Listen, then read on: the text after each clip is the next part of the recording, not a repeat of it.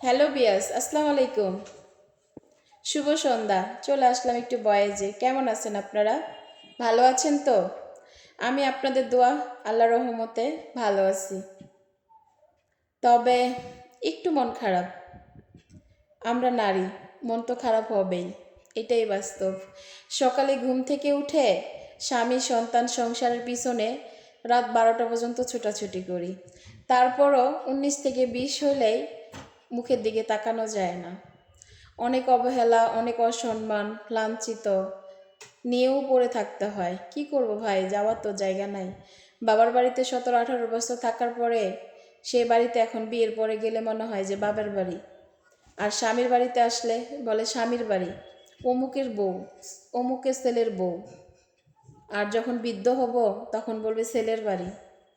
কি দরকার ছিল আমাদের দুইটা বাড়ির? কোনো বাড়িটাই যদি আমাদের নাই, একটা বাড়িরও থাকার কোনো দরকার ছিল না। তো অনেক মন খারাপ। আপনাদের দুলাভাই বেশ কিছুদিন থেকে গেল বাসায়, চলে গেছে আজকে সকালে। তো যাওয়ার সময় আমাদের মনোমালিন্য হইল। আসলে মানুষের মন আল্লাহই তো ভরাইতে পারে না। আমি তো সাধারণ মানুষ, আমি কিভাবে বলবো বলেন? এর জন্য হয়তো বা আমিও পারিনি। উনি অনেক রাগ, অভিমান, কষ্ট নিয়ে চলে গেছে। আমিও তো মানুষ, আমারও তো ইচ্ছা করে কেউ আমাকে টেক কেয়ার করুক, যত্ন করুক, ভালোবাসুক।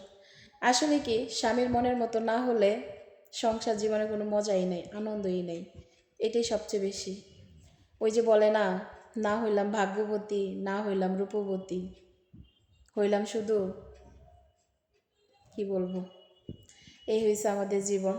তো সবাই ভালো থাকবেন, বেশি বেশি করে সালমা স্বপ্ন পেজটি ফলো করবেন, সাথেই থাকবেন। আল্লাহ হাফেজ।